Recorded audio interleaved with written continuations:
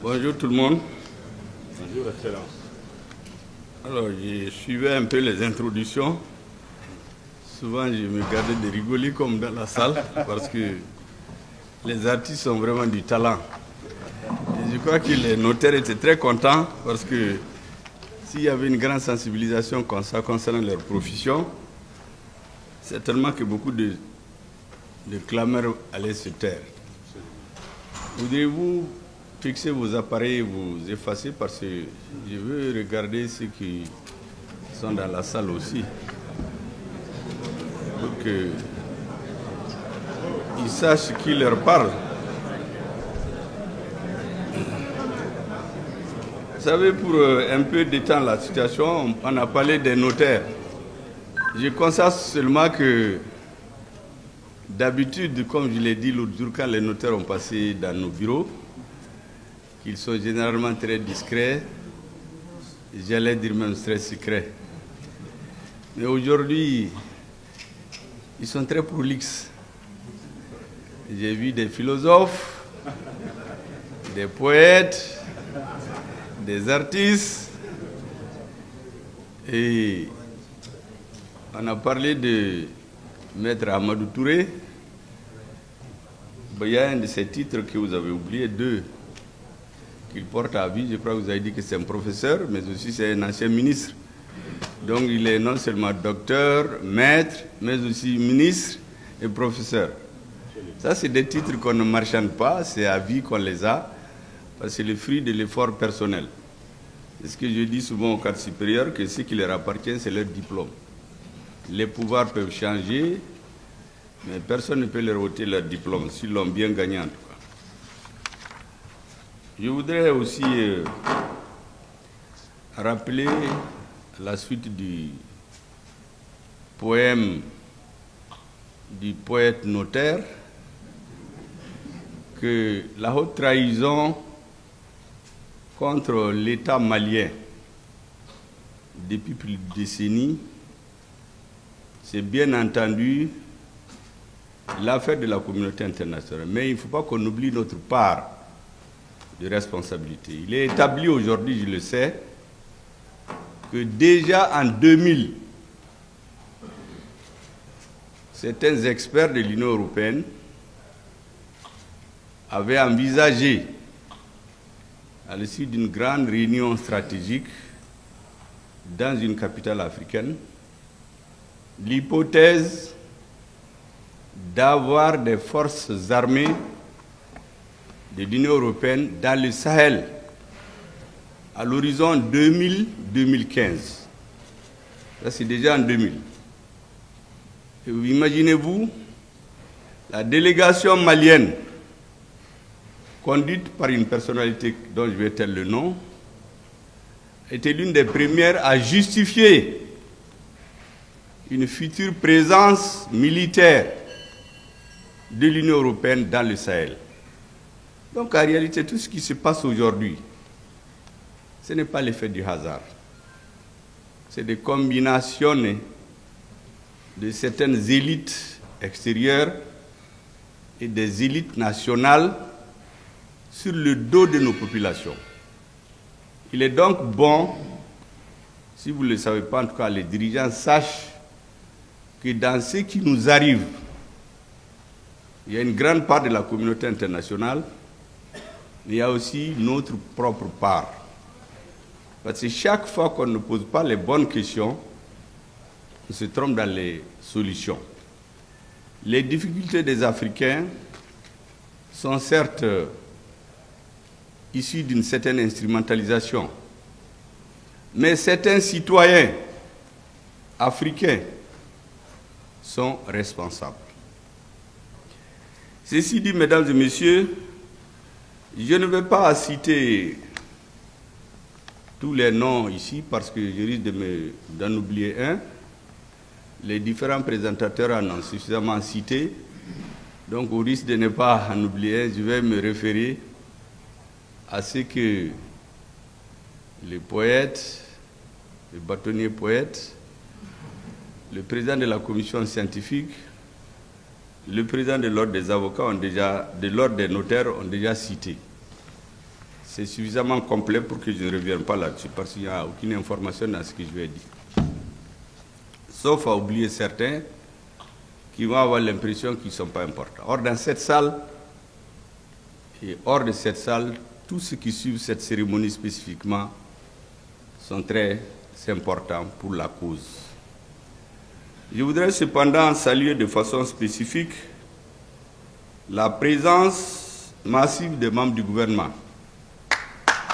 Vous savez que beaucoup ont laissé leurs activités ce matin pour se consacrer à cette cérémonie, qui était fixée initialement à 9 h, après 10 h. Donc vous imaginez que presque toute leur matinée est partie. Et je sais combien de dossiers ils ont. Ce qui fait que certains vont travailler certainement juste dans la nuit. Je voudrais donc les saluer de façon spécifique pour s'être mobilisés massivement pour montrer toute l'importance que le gouvernement accorde à cette activité de refondation de la justice malienne. Et aussi montrer leur solidarité avec leurs collègues de la justice et leur soutien. Je voudrais donc les saluer pour cela.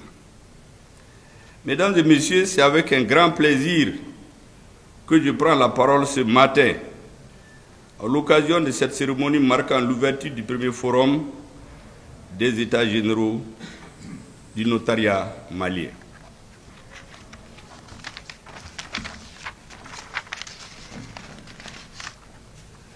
Je voudrais, au nom de son Excellence, le président de la transition, le colonel Assimi Goïta, et à mon nom propre, remercier l'Ordre des notaires du Mali de cette belle initiative consistant à regrouper l'ensemble des membres de votre corporation pour un examen sans complaisance de l'état de la profession afin de tirer les engagements permettant de donner les meilleures orientations possibles pour le présent et l'avenir du métier de notaire.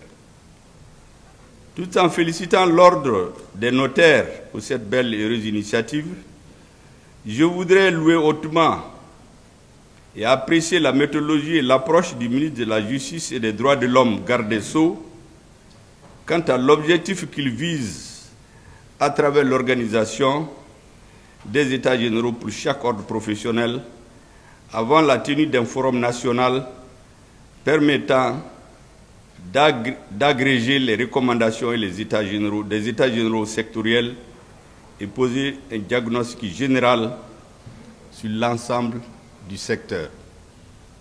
Vous savez que parallèlement à l'armée qui se bat au front, aux militaires qui sont en train de tomber tous les jours, ce qui rend à mes yeux futile certaines combinaisons politiques qui se passent à Bamako, parce que nous sommes en sécurité, pendant que d'autres meurent. Après donc ce travail magnifique des militaires maliens, auquel j'ai donné le qualificatif que tout le monde sait maintenant, qui a restitué au Mali son honneur et sa dignité, la question de justice est l'une des préoccupations essentielles des Maliens. J'ai l'habitude de dire qu'un État, c'est la force et le droit. La force pour s'opposer à quiconque veut en imposer au reste de la société. Et le droit pour défendre les plus faibles et obliger à l'organisation de la société, ce qui contribue forcément à l'équilibre et à la paix sociale. Mesdames et messieurs, la tenue des États généraux du notariat malien, après celle de l'Ordre des avocats, les 26 et 27 juillet 2023, participe de nouvelles orientations de notre pays, issues des assises nationales de la refondation et aussi sous le leadership et les orientations du président de la transition visant à donner à notre pays de nouvelles assises solides dans tous les secteurs de la vie politique, économique, social et juridique afin de favoriser l'émergence d'un nouvel État à la hauteur des enjeux et des défis actuels et futurs pour le développement de notre pays. Aussi, face à l'évolution de l'environnement juridique, politique, économique et social, il appartient aux organisations professionnelles de veiller à une mise à niveau constante des normes et des règles qui gouvernent leur organisation et leur fonctionnement, mais aussi une réadaptation de leurs membres quant aux nouvelles exigences liées à la réforme, l'éthique et la déontologie. La profession de notaire, à l'instar des autres professions juridiques, n'échappe pas à la réalité au regard des mutations socio-économiques de notre pays, ainsi que le contexte lié notamment à la lutte contre le terrorisme, le financement du terrorisme, le blanchiment des capitaux, la spéculation foncière et l'insécurité juridique. Toutes choses qui déstabilisent notre société au même titre que les combinaisons d'une certaine classe qui est condamnée souvent par la population.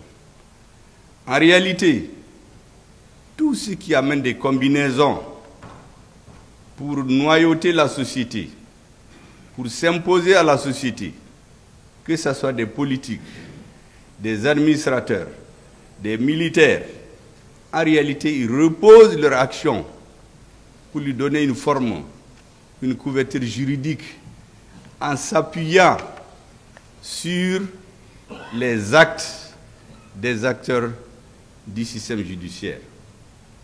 C'est ce qu'on a vu ici, des maires, des élus qui vendent tout, mais prennent toujours le temps de se couvrir. Je donne souvent le cas aux uns et aux autres, les rails. Vous savez qu'avant, c'est à 50 mètres de rails de deux côtés qu'on ne pouvait rien entreprendre.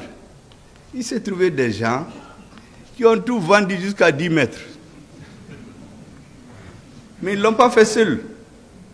En général, ils mouillent beaucoup de personnes pour être sûrs d'être à l'abri de tout. Et en général, tout pouvoir politique qui vient ne peut rien contre eux, parce qu'ils présentent toujours des textes et le peuple se trouve ainsi pris en otage. Certains sont allés jusqu'à construire des maisons sur les rails. Ça, c'est un exemple que je donne. Je pouvais continuer dans tous les secteurs.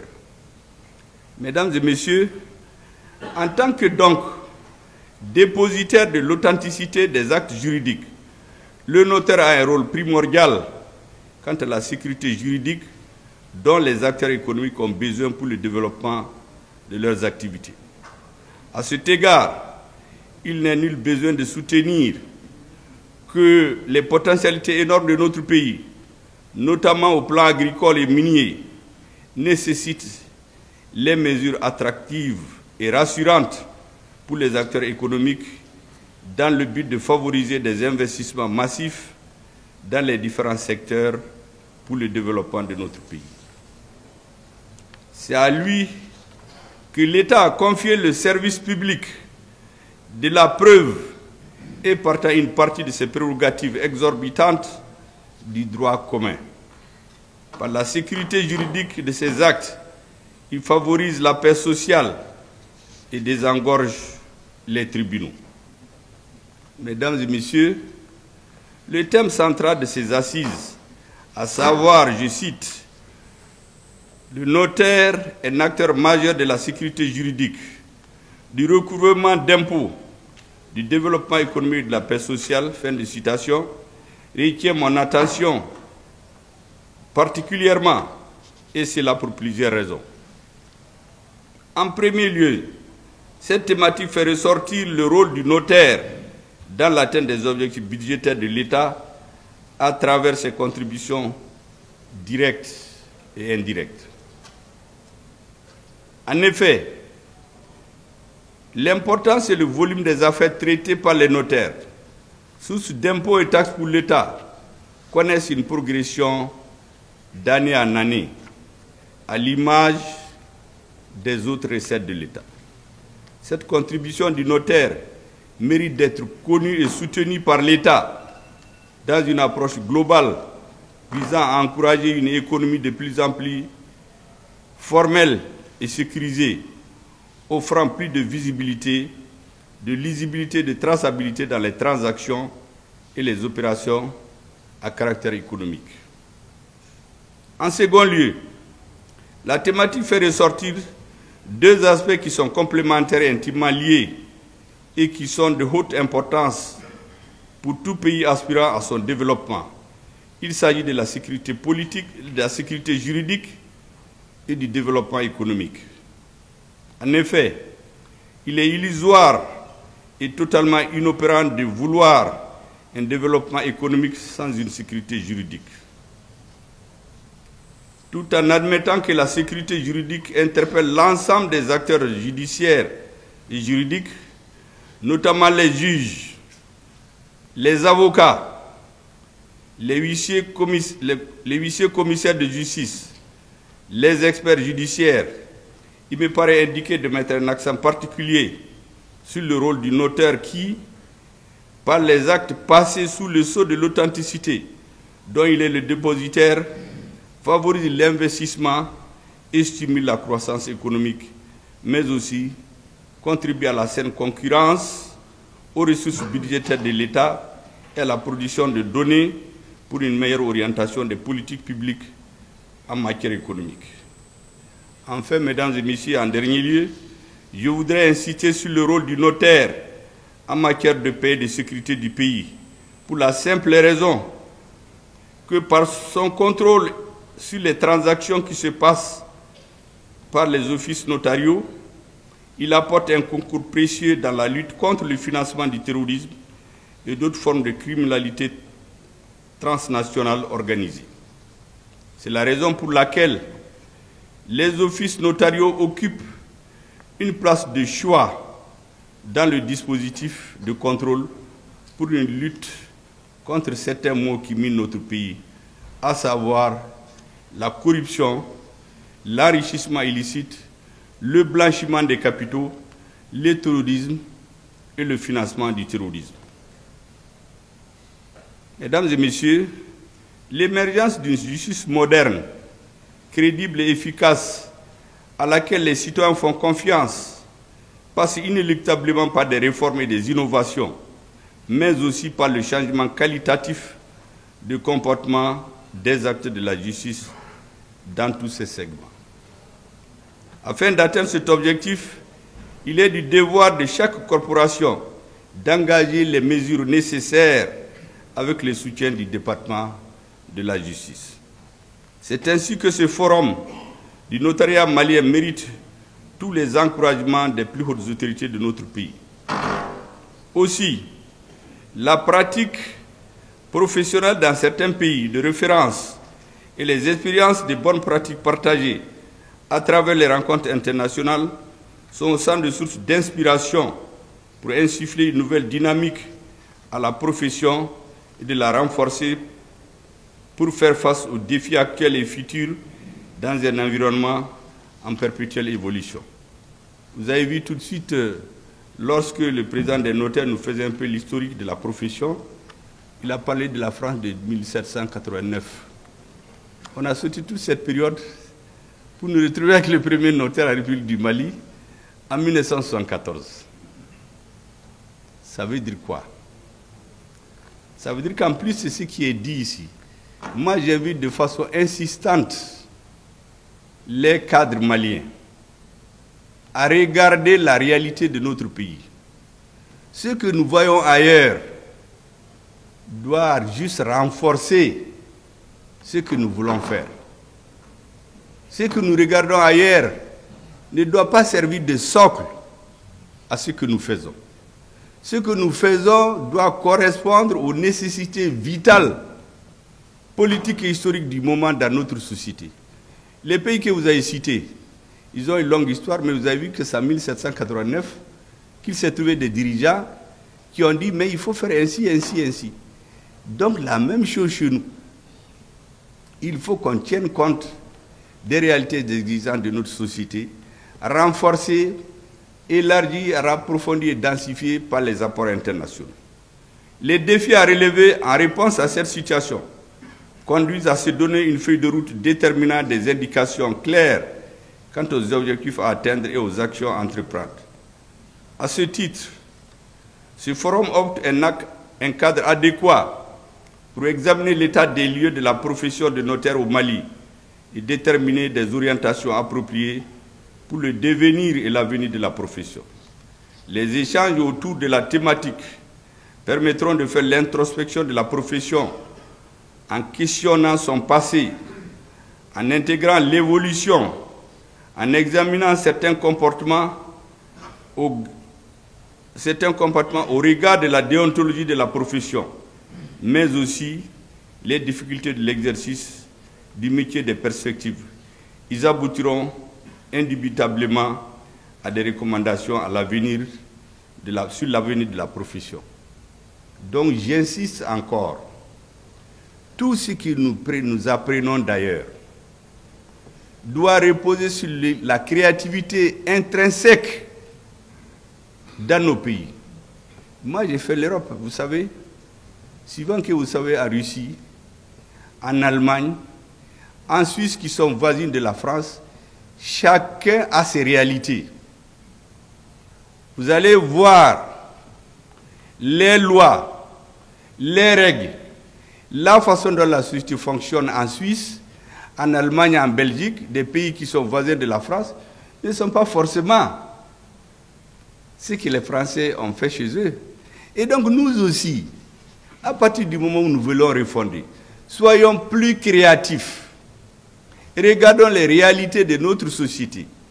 Ne prenons pas juste ce qui est pris dans une certaine situation historique dans un pays donné pour l'enrichir et le renforcer. J'insiste sur cet aspect parce que dans tout ce que nous prenons comme décision, ça transparaît. Moi, je me bats tous les jours contre ça, mais c'est très très difficile. Parce que le cerveau a été travaillé. Tout ce qu'on fait, on se réfère à ce qui se fait en France. Alors que les pays qui sont voisins de la France, ils se réfèrent aux réalités de leur pays pour le faire. Si vous lisez le droit pénal dans ces pays, tout ce que nous visons là, c'est autre chose, conformément à la réalité. Et donc nous sommes dans une nouvelle dynamique de refondation de l'État du Mali. Entre parenthèses, d'ailleurs, j'ai appris que le président français aussi a créé un comité de refondation de la France. Ça m'a fait rire un peu un moment, parce que au début, tout se moquait du mot refondation. Certains nous disaient, mais qu'est-ce que ça veut dire? Maintenant, c'est tellement bien compris que ceux qui disaient que ça ne représentait rien, eux-mêmes sont en train de le faire. C'est dire tout l'intérêt que nous attachons à cette rencontre, qui se veut un espace d'échange sur toutes les dimensions de la profession de notaire.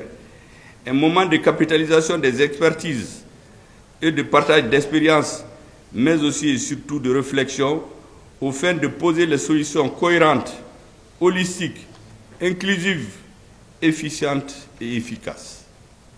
Mesdames et messieurs, après les assises nationales de la refondation, dont certains n'avaient pas compris la pertinence au début, il a fallu beaucoup de persévérance pour que ces assises aient lieu. Je me rappelle quelqu'un qui me disait, mais ces histoires d'assises-là, vous dites que les conclusions vont être obligatoires. Mais qu'est-ce que ça veut dire? Mais je l'ai vu il y a quelques mois, il me dit, non, vous n'avez pas besoin de m'expliquer, j'ai compris déjà. Parce qu'aujourd'hui, quel que soit le dirigeant dans la société, quels que soient les Maliens de bonne foi, quand ils commencent à parler de l'avenir du Mali, ils parlent des assises de la refondation. Parce que les assises, c'était quoi? C'était ceux qui ont mené le mouvement social et politique. C'était les militaires qui étaient au front, abandonnés à eux-mêmes, chagrinés, qui ne savaient pas que faire, et la grande majorité des Maliens. C'est ces trois composantes qui se sont retrouvées pour redéfinir ensemble ce que doit être l'avenir du Mali et par quel moyen il fallait passer. C'est ça les résolutions des assises nationales de la refondation. Donc, ces assises tenues en décembre 2021 et dans le sillage de la mise en œuvre des recommandations prioritaires les solutions qui sortiront de votre forum serviront de lanterne pour nous. Car, comme je l'ai souvent l'habitude de le dire, je l'ai répété, je l'ai dit souvent au ministre, dans un pays, vous avez Dieu, vous avez le peuple et les lois.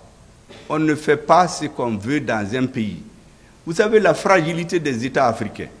C'est que ceux qui sont au sommet font ce qu'ils veulent. Et dès qu'on les déstabilise, tout l'édifice est déstabilisé.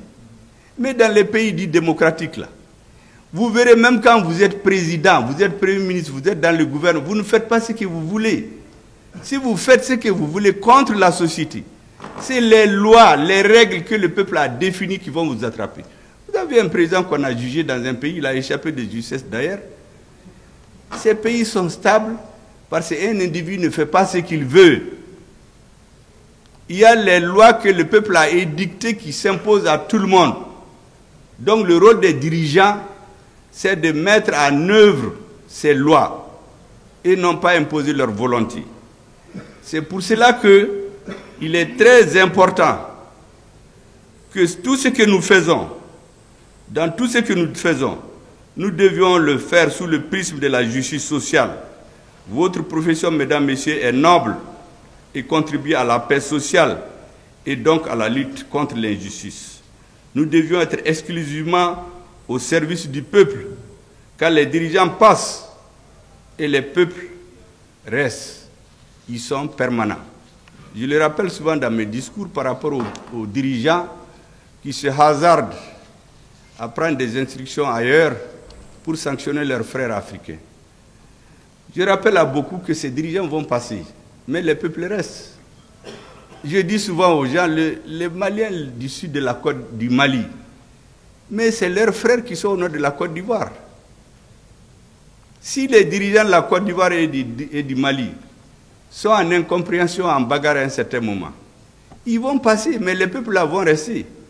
C'est pourquoi ceux qui doivent voir loin doivent regarder cela, les intérêts de la population. Mesdames et messieurs, le président de la transition d'ailleurs nous rappelle souvent que le centre de gravité de la gouvernance de la transition doit être le peuple. Faisant en sorte que chacun de nous, à son niveau de responsabilité, puisse avoir comme credo le peuple comme le centre de gravité et le respect des lois comme boussole. Au regard des qualités des personnes présentes à cette rencontre, nous fondons beaucoup d'espoir d'aboutir à des recommandations pertinentes et réalistes au profit de la population, permettant la mise en œuvre d'actions concrètes à court, moyen et long terme sur le devenir de la profession de notaire. Mesdames et messieurs, avant de terminer cette étape de mon intervention, je voudrais réitérer, au nom du président de la transition, le colonel Assimi Goïta, au nom du gouvernement de la transition, mes sincères félicitations à l'ordre des notaires pour cette belle initiative, tout en invitant les autres corporations du secteur de la justice à emboîter le pas aux avocats et aux notaires dans la perspective prochaine des États généraux de la justice. Mesdames et messieurs, je vous ai bien dit que c'est cette phase de mon intervention. Ça, c'était en quelque sorte le discours que j'appelle administratif. C'est un peu les comptes rendus, ce que les techniciens ont écrit, mais le discours politique, il y a eu des éléments qui ont intervenu, mais le discours politique doit parler massivement des réalités, parce que c'est ce qui détermine le reste. Sans un discours politique bien compris, les actes administratifs ne vont pas loin. Ils vont rester entre les grands connaisseurs. Et donc, à présent, mesdames et messieurs, la deuxième étape de mon intervention se rapporte à un aspect de l'actualité nationale, internationale et africaine. Il s'agit précisément du débat entre l'AES et la CEDEAO. Attachez vos ceintures.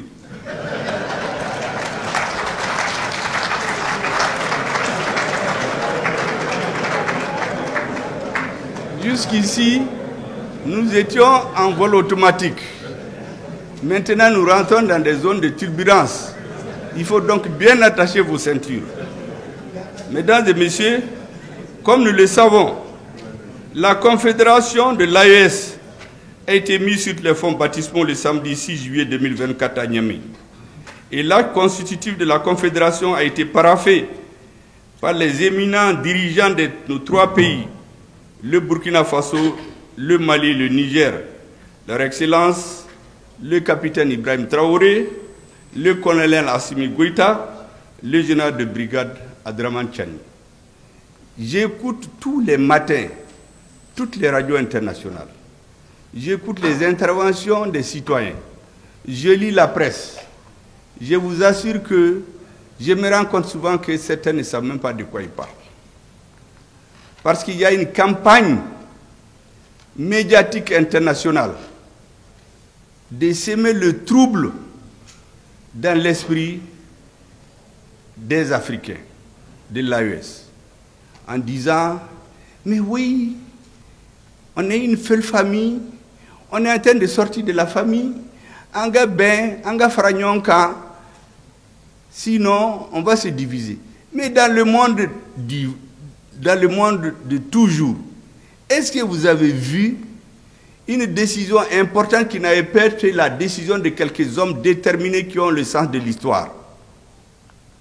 Aucun des grands dirigeants qui a marqué l'histoire n'est allé chercher le consensus total sur ce qu'il fait. On choisit ce qui est intéressant pour le peuple à un moment donné de l'histoire. Et on prend cette voie. Que ce soit par élection. Dans les élections, vous voyez, un président, les présidents qui viennent, ils compétissent. Il y a un qui prend, qui gagne. Mais c'est sa ligne qui s'impose à tout le monde, jusqu'aux élections suivantes. Mais il ne vient pas dire, ah, on met tout le monde ensemble. Mais ça, c'est quoi ça? Si vous mettez tout le monde ensemble, vous ne ferez rien. Parce que dans une société, les avis sont contradictoires. Quand un avis prime, c'est lui qui s'impose jusqu'à ce que le peuple ou l'histoire rejette cette ligne et suit une autre ligne. Donc même les dirigeants démocratiques, cette histoire de consensus des dirigeants, tout le monde ensemble, c'est pas ça. Les grands pays, si vous les regardez, à chaque étape de leur histoire, les dirigeants choisissent une voie. Ils l'expliquent au peuple et ils avancent. Si c'est à travers des élections, si ça ne marche pas, on les enlève. Si c'est d'autres voies, on trouve les moyens de les enlever. Mais ils ne viennent pas s'asseoir pour dire que tant qu'ils n'ont pas l'assentiment de tout le monde, ils ne vont jamais avancer. Ça n'existe pas. Et ces pays où on a inventé le terme clivant, parce que moi je sais que ça a été élaboré ailleurs et mis dans la bouche de certains, mais chez eux, ils sont clivants. Chez eux, les dirigeants font ce qu'ils ont dit au peuple, avec quoi d'autres n'étaient pas d'accord, jusqu'à ce qu'ils réussissent ou ils échouent. Et donc les dirigeants de l'AES ont fait un choix au nom de leur peuple. Notre rôle, c'est de l'expliquer à nos peuples, convaincre de la justesse de notre choix et espérer que l'histoire nous donne raison. Et je suis sûr qu'on aura raison. Si l'histoire montrera le contraire, les peuples tireront les conclusions. C'est pour cela que lorsque j'écoute tous ces discours, je me dis, mais il faut quand même donner quelques éclaircissements aux uns et aux autres. Les dirigeants maliens, burkinabés, Niger, ne se sont pas levés comme ça pour quitter les casernes, venir dire qu'ils sont au pouvoir. Mais au Mali, on n'avait plus de pays. Les 80% de notre pays étaient occupés par les terroristes. Ce n'est que dans la capitale qu'on voyage, on fait des meetings, on fait des cravates, mais alors il n'y avait rien. Moi, depuis 2014, je ne peux pas aller dans mon village. Il y a des chefs de parti qui demandent des élections, mais ils ne peuvent pas aller chez eux, faire des élections. Mais le peuple a dit que ça suffit. Il a manifesté pendant des mois. Et l'armée malienne est venue délivrer le peuple malien. Donc les militaires maliens ne se sont pas levés, quitté le front et venir prendre le pouvoir. Ça, c'est le Mali. Au Burkina, c'est une autre réalité. Là-bas, le système démocratique marchait. On a fait les élections. Il y a un président qui est là, une assemblée, tout fonctionnait. Mais c'est l'insécurité encore. Les citoyens ne vivaient pas. Finalement, ils se sont révoltés. Donc c'est le résultat d'une insurrection militaire qui a mis fin à ce qu'ils appellent le régime démocratique.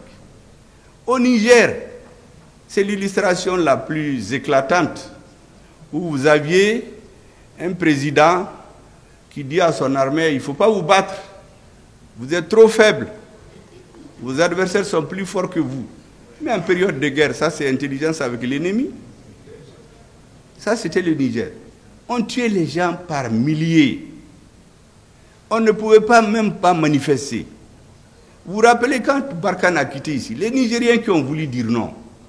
Mais le meneur de la contestation, on l'a tué, on l'a brûlé dans sa voiture, personne n'en parle jusqu'à aujourd'hui. On a terrorisé les Nigériens. Ils étaient obligés d'être cloîtrés chez eux. Vous sortez votre tête, on fracasse.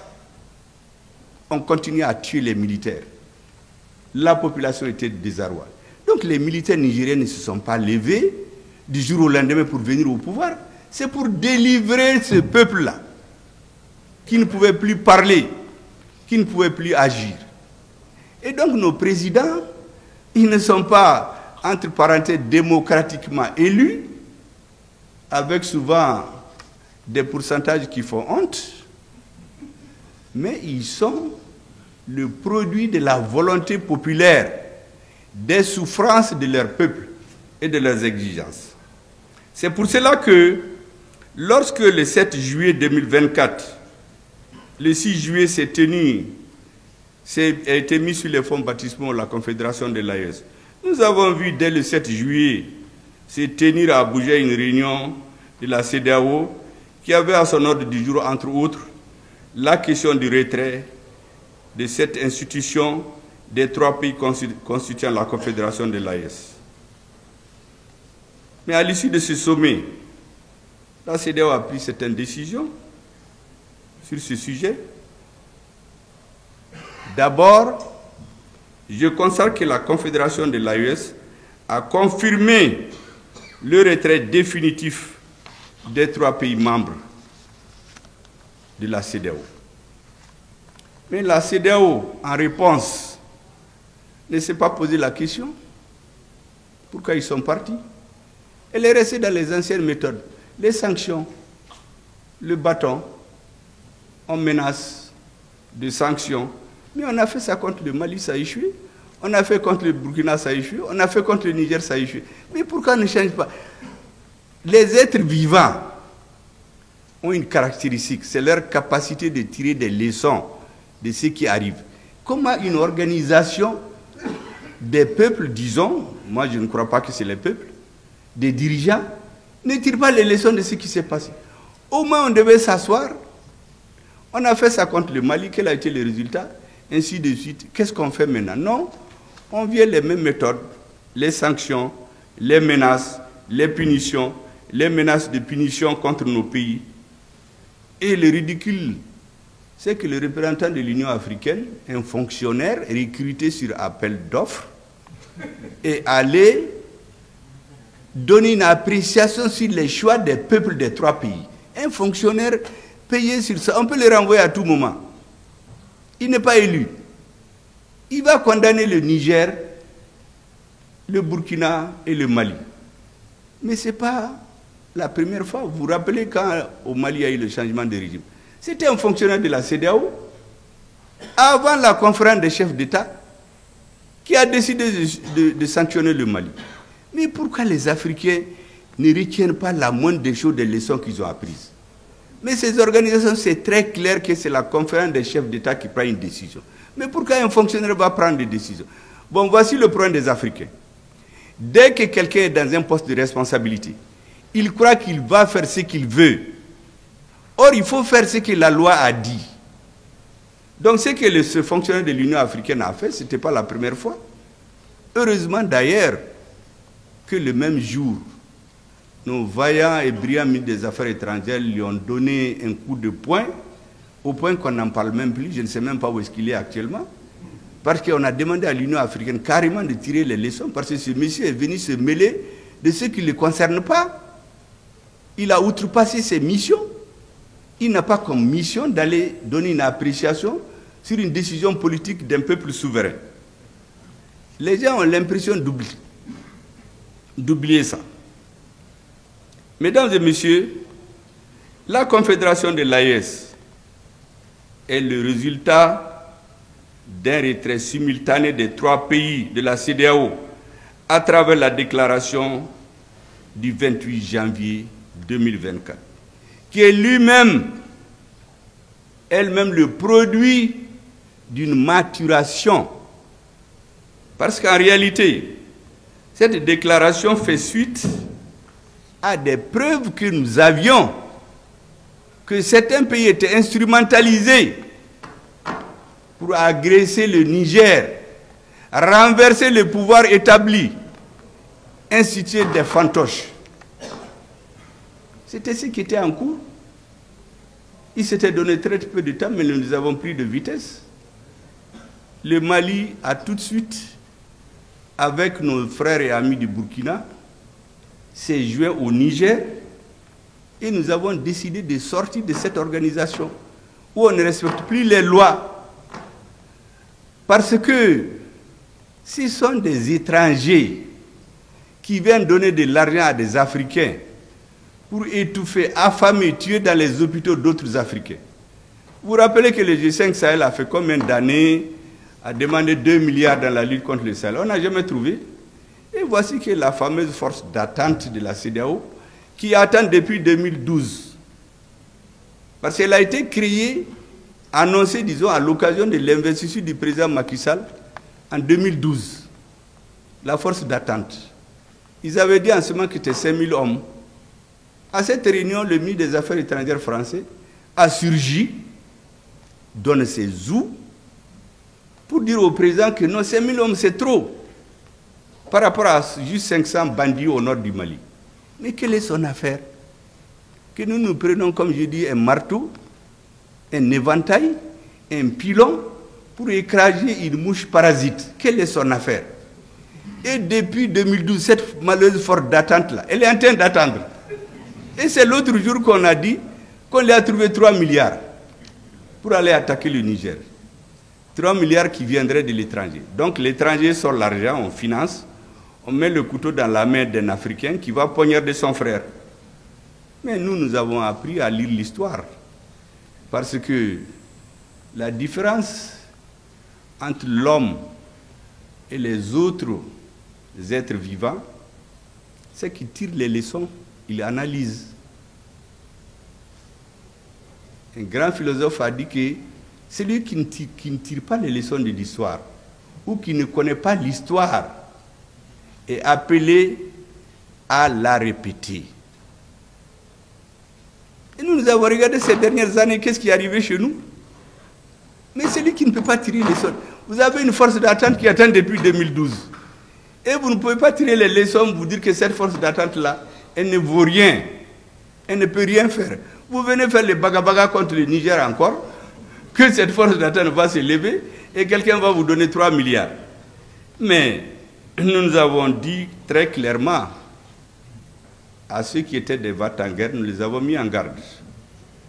J'ai utilisé la boutade, ce n'est pas comme ça qu'on a parlé bien sûr, mais j'ai utilisé la boutade en disant que nous avons été très clairs.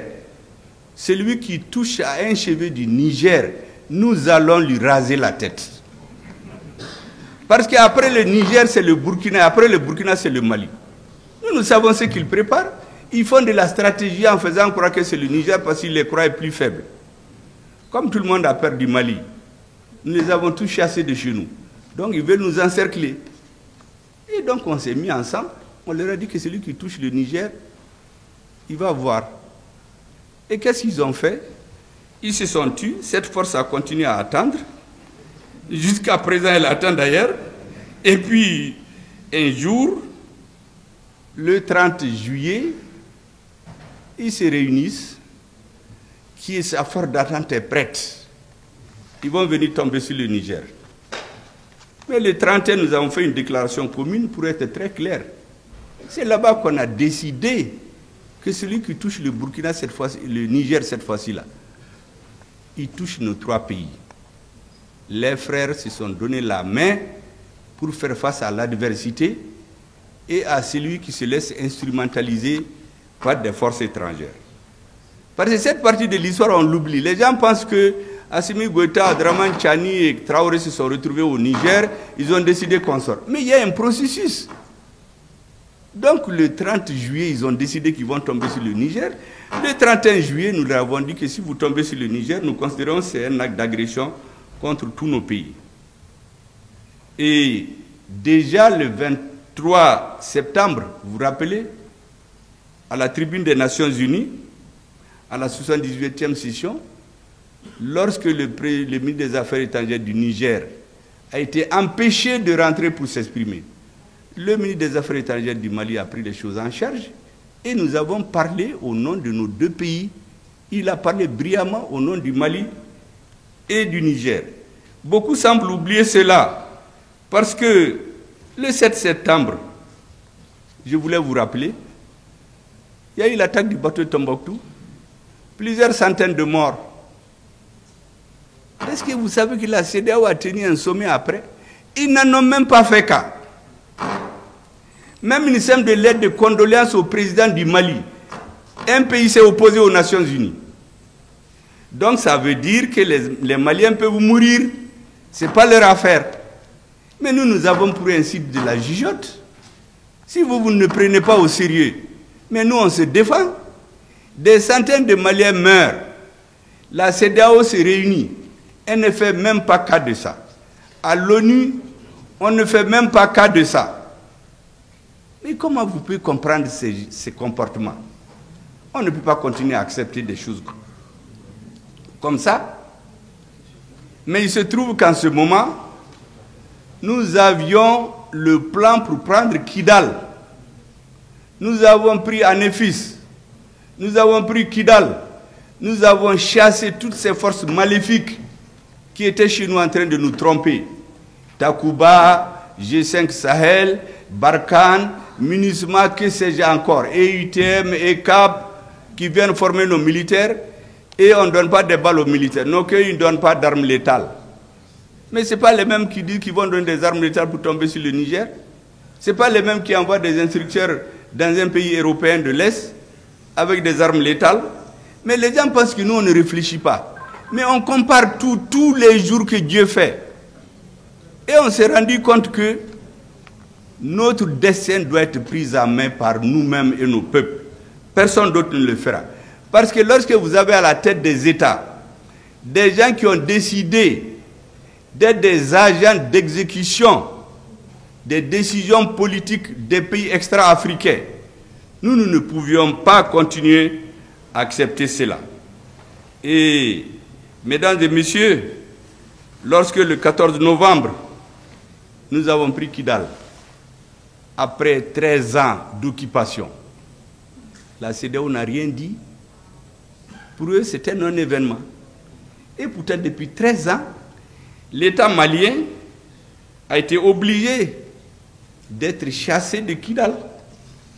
Et pourtant, quand ces forces arrivaient à Kidal, il nous avait dit, vous vous rappelez du fameux discours de François Hollande, la force Serval va au Mali pour premièrement détruire détruire le terrorisme. Deuxièmement, imposer l'autorité de l'État sur l'ensemble du territoire. Troisièmement, appliquer les résolutions des Nations Unies. Mais qu'est-ce que nous avons constaté? Depuis 2013, le terrorisme qui était confiné au nord du Mali a pris les 80% du Mali. Le terrorisme qui n'était pas au Burkina et au Niger, où nous avions des présidents qui pensaient que c'est en se mettant au service d'autres contre le Mali que leur pouvoir va durer, s'est étendu dans ces pays. Le terrorisme est allé frapper à Grand Bassam. Le terrorisme, à partir de 2019, s'est installé au nord du Bénin et du Togo. Mais donc la première version, c'était du mensonge. Parce que vous savez, les Africains, le problème que les Européens ont utilisé les mentalités. Un Africain, ils ont deux comportements vis-à-vis de lui. Ils le caressent dans le sens du plat pour le flatter devant les gens, comme un gros bébé. Et quand ils sont seuls, on le menace pour qu'il accepte tout. C'est les deux méthodes qu'ils utilisent. Devant les caméras, c'est des amis, des accolades, mon frère et ami. Mais quand ils rentrent dans la salle, ils le menacent. Et finalement, ils ont toujours ce qu'ils veulent. Mais ça ne peut pas marcher avec nous. Nous n'avons pas besoin qu'on nous fasse des compliments. Nous voulons qu'on règle les problèmes. Et donc, pendant 10 ans, le terrorisme s'est étendu. Quant à l'autorité de l'État au nord du Mali, je répète ces choses-là pour que les Africains et les Maliens comprennent. Mais qui a empêché l'État malien d'aller à Kidal? Mais c'est l'État français. Notre président de transition avait demandé un appui aérien et un renseignement. Il n'était jamais question de militaires français. Mais qu'est-ce qu'ils ont fait? Ils nous ont empêchés d'aller à Kidal. Après, ils ont amené 5000 militaires de certains pays africains, avec un budget de 1 milliard de francs CFA par jour.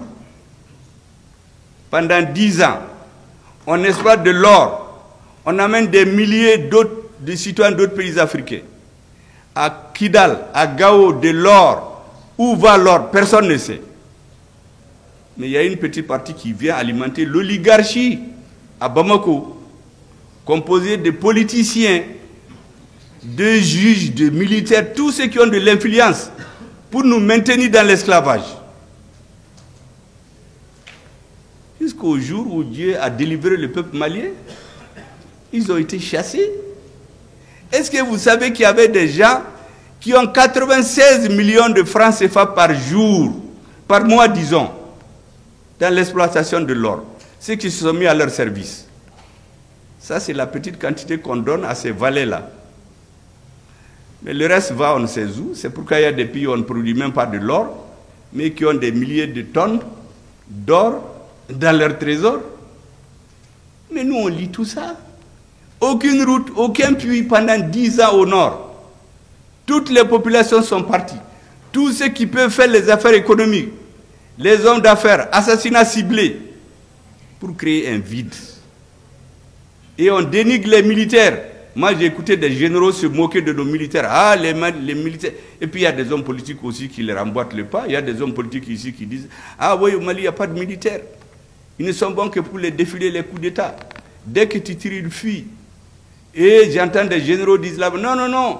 Même les véhicules qu'on leur donne, ils les vendent. Ils enlèvent le moteur, ils enlèvent les pneus. Pour décourager les Maliens. Pour amener chez eux, cultiver chez nous le rejet du militaire. Heureusement, comme je dis, notre peuple a été délivré. Notre armée nous a restitué notre dignité et notre honneur. Mais ce sont les mêmes militaires, les mêmes terroristes renforcés d'ailleurs. Pourquoi on a pris Anefis? Pourquoi on a pris Ber? Pourquoi on a pris Kidal? Parce qu'il y a une prise de conscience. Et c'est pour cela que vous aurez compris, moi depuis des mois, je fais ce qui nous est confié, parce que le président dit Beki Dioyoara là. Nous, on parle pour éveiller les consciences. Parce que un militaire, quand il tire une personne. Mais quand tu parles, c'est des milliers de personnes qui comprennent. C'est ce que nous sommes en train de faire. Décomplexer les Maliens, aimer leur armée, respecter les militaires, les sacraliser. C'est ce que nous sommes en train de faire. Et dans l'affaire de l'AES, on est en train de leur porter l'estocade de la contradiction. C'est eux qui ont créé les conditions du retrait des pays de l'AES. Et ils vont se réunir. Est-ce que vous imaginez cette CEDEAO? Les gens ne payent même pas leurs cotisations. C'est l'Union européenne qui paye leurs cotisations. Et c'est eux qui complètent leur budget. Vous imaginez dans le siège de la CEDEAO, il y a des militaires, des colonels et des officiers supérieurs européens qui ont des bureaux dans les bureaux de la CEDEAO pour manipuler. Vous avez vu le dernier sommet? C'est une ministre d'un autre pays qui vient. Vous avez vu la photo, elle donne des instructions, le doigt en l'air au président de la commission, comme un élève qu'on a surpris dans les toilettes. On lui fait comme ça, la tête baissée. Président de la commission de la CEDEAO, un ministre, un sous-ministre d'un autre pays. Et c'est ce monsieur qui vient nous menacer. Mais ils ne connaissent pas les Maliens. Nous, nous sommes un peuple de guerriers. On a renvoyé les Français. Et tous les présidents qui se sont attaqués au Mali, en Afrique, ils ont tous mal fini. Et c'est pourquoi j'ai dit à tout le monde, laissez-nous en paix. nous réglons nos problèmes, réglez vos problèmes. Mais tout État, tout dirigeant qui va s'attaquer au Mali, utiliser le Mali comme commerce pour rester au pouvoir, Dieu va le sanctionner. Je peux en citer à floraison, pour des raisons diplomatiques, je ne vais rien dire. Mais ceux qui s'acharnent contre nous, qui savent ce qui les attend, on ne mettra pas de bases étrangères chez nous. Depuis le président Modibo Keïta, il a chassé les bases étrangères. Moussa Traoré les a éloignés. ATT est venu, ils ont tout fait parce qu'ils se disent que c'est un homme qui peut manipuler. ATT a refusé. Quand ils ont installé la base, comment ils l'appellent, au Burkina, en 2019, je ne sais pas, il a un nom secret, une base secrète. Comme aujourd'hui, ils ont caché ça à la population et aux médias. Cette base est restée jusqu'à récemment. Quand le pouvoir qu'il a amené est parti, cette base-là est tombée. Pendant cette période, ils ont voulu installer une base au Mali. ATT leur a dit non. L'armée malienne ne va jamais accepter ça. Donc c'est dans notre ADN. Et qu'est-ce qu'ils ont fait? Ils ont instrumentalisé des terroristes pour obliger notre président de transition à leur faire appel. Mais même là, il a mis une nuance. Il a dit appui aérien et renseignement. Il ne leur a jamais dit de venir s'installer chez nous. Mais ils sont venus. Est-ce que vous savez que même cette lettre-là, qu'ils ont fait écrire à notre président, parce que c'est leur ambassadeur qui a fait des va-et-vient et faire signer, quand on l'a cherché, il n'y en avait pas dans les archives au Mali.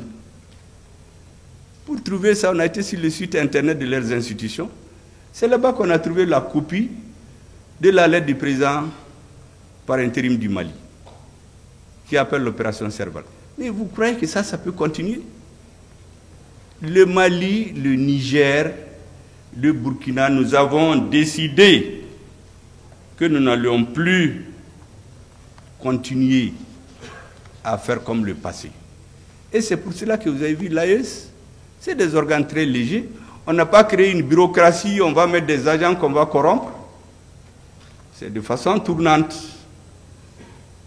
Il n'y a pas une structure où on va placer des sièges, faire des luttes pour placer des cousins, des parents, des affidés pour vendre l'Afrique.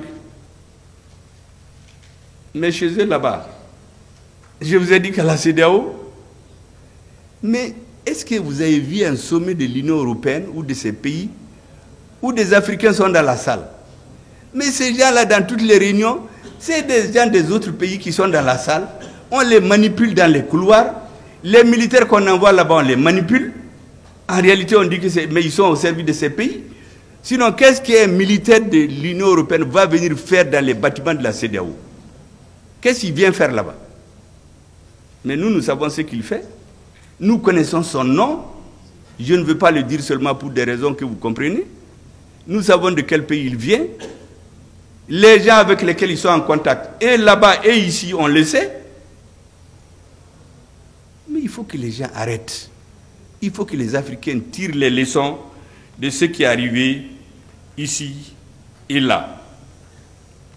Vous savez, la polémique qu'il y a aujourd'hui entre un président de l'AES et certains pays par rapport à un président de l'AES et le Niger, disons, et certains pays par rapport aux bases secrètes.